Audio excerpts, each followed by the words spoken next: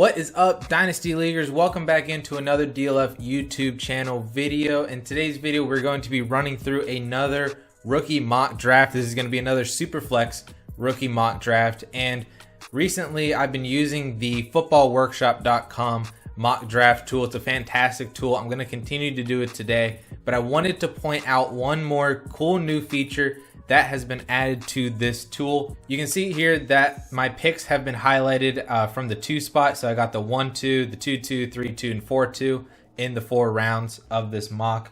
But another cool feature that has been added is you can actually select additional picks that you have on here, right?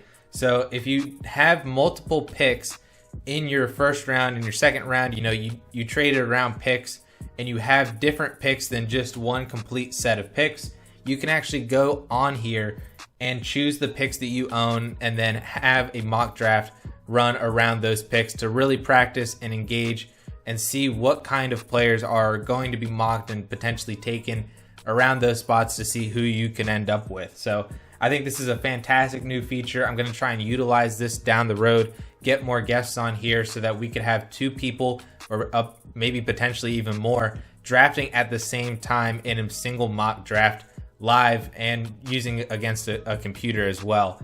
But for today, I'm just going to be picking out of the 2 spot, just straight 1-2, 2-2, 3-2, and 4-2 for this Superflex mock draft. So I think we should just get started and just get right into it because naturally, yeah, Trevor Lawrence is the 1.01. So for me, I am actually going to go here with Justin Fields. And I mean, I really don't think this is all too much of a tough decision. I really think that it's Justin Fields is the 102 right after Trevor Lawrence at 1.01. In Superflex leagues, you definitely need to be going quarterbacks early if you are in a quarterback needy type of roster. That's the cheapest you're going to be able to acquire these quarterbacks in your rookie drafts. And Justin Fields, a lot of people, have issues with potentially the way that he progresses through reads, accuracy, and all that stuff. And I'm not really all that worried about it. Other people are concerned about the Ohio State pedigree. We've had guys like Dwayne Haskins, Braxton Miller, Cardell Jones, not really do much coming out of Ohio State in the NFL. But I think Justin Fields is a much better and very different quarterback than those 3 specifically. He has that mobile rushing upside, which is kind of the Konami code that you want to see from your quarterbacks and have on your fantasy roster. So he has that upside that, even a guy like Jalen Hurts has right now. I think that could be like his ultimate floor is like a Jalen Hurts type of a value. And then he could work his way up to being a Josh Allen or a Kyler Murray. Pretty team dependent on where he lands. If he does end up going with the New York Jets, maybe he slides down and is taken by the Atlanta Falcons. And that would be a much better situation for him with the weapons that he has there. It really just depends on what team he actually ends up going to in the top 5. I project him to be a top 5 pick at least.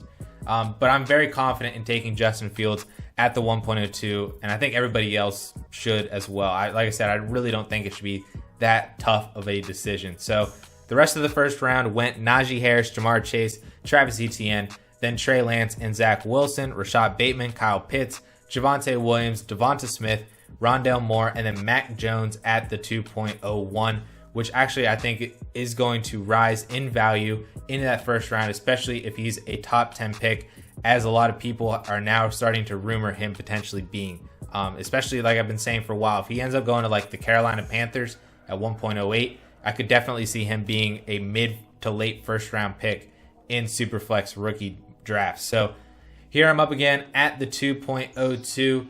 And to me, I really have a pretty tough decision here. I've done rookie profile videos on Jalen Waddle and Kenneth Gainwell, who I think would be 2 of the picks here. And for me, I think I'm just going to end up going with Jalen Waddle.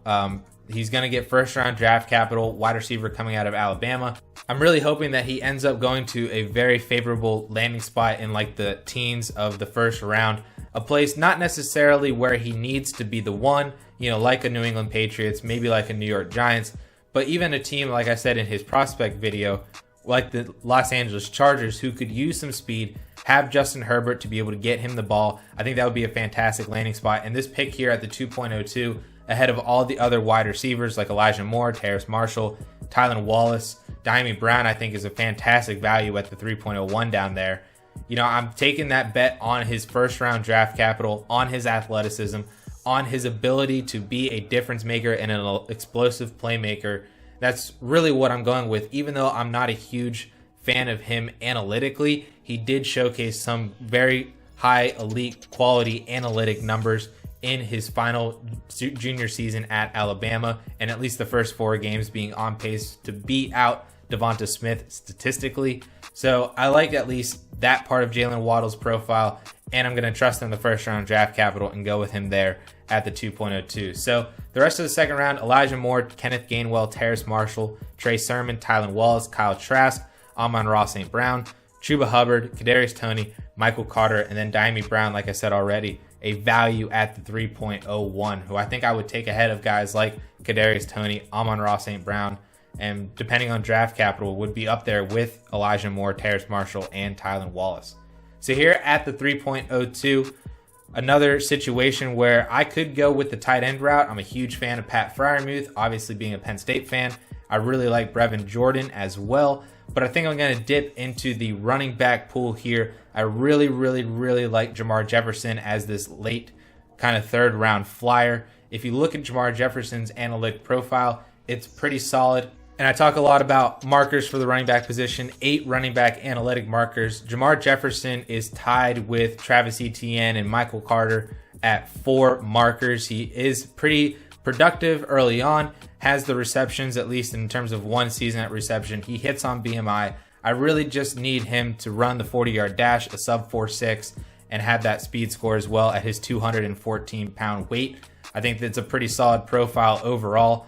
Not really sure in terms of what kind of draft capital he's going to get, if he's going to be a late day 2 pick or if he's going to fall into day 3. If he falls into day 3, he's definitely going to be a guy that I would look to target in like the late 3rd, potentially even the 4th rounds, because he will be kind of forgotten and pushed aside for a lot of the other wide receivers and tight ends as well who get day 2 draft capital. And so taking a shot on a Jamar Jefferson running back as a backup somewhere on a team that already has a pretty solid starting running back, I assume if he's going on day 3, that he could slide into a starting role if that running back goes down, much like a lot of the other backup running backs, in the league that I really like. That's kind of like my dynasty strategy, is just hoarding all these backup running backs who have an opportunity if their starter goes down. And I think that's what Jamar Jefferson could bring to the table, especially if he's a day 3 pick.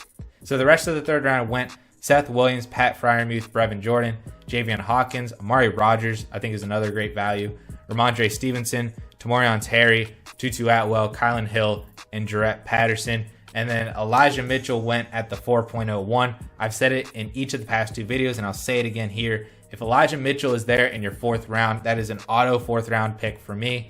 And I am shocked actually that he went at the 4.01, because I thought making this video out of the 2 spot, I would just be talking about Elijah Mitchell. But now we have an opportunity to talk about and highlight someone else in this draft class as a 4th round pick. So here I'm going to dip back into the quarterback pool. I'm going to go with Texas A&M quarterback Kellen Mond. If you haven't heard of him, he's pretty solid quarterback out of A&M, and he put on quite the show actually in the Senior Bowl, and has kind of been a riser in mock drafts pretty recently. In fact, actually being a 2nd round pick for a lot of these quarterback needy teams who have question marks. I've seen him going anywhere from the Washington football team in the 2nd round to Chicago in the 2nd round, and potentially even New England in the 2nd round. And if that's kind of the situation that he finds himself in, he could end up competing for a starting role as early as his rookie year. And I just wanted to kind of highlight his name, because if that does happen, then he's going to definitely rise in value to potentially where Kyle Trask is as a mid to late 2nd round pick. Getting him in the 4th round here, I think, is very solid pre-draft, just kind of taking that shot on the potential of getting a flyer starting quarterback in Superflex drafts. And I know that that's not really a sexy name or, kind of something that you really want to go for, but gaining any starting quarterback that late in a rookie draft, even if he ends up being like Jimmy Garoppolo or Mitch Trubisky, is still very solid value, and you could flip him pretty easily, even for like a 2nd or a late 1st if a team is that desperate for a starting quarterback. So I just wanted to highlight Kellen Mond there in the 4th round as a player who has been rising in value very recently. and we're only 6 weeks away from the NFL draft, so it remains to be seen whether or not that will actually come to fruition. But if it does, very, very solid value. So that is going to do it for today's video, guys. Thank you all so much for tuning into this, my third Superflex rookie mock draft video.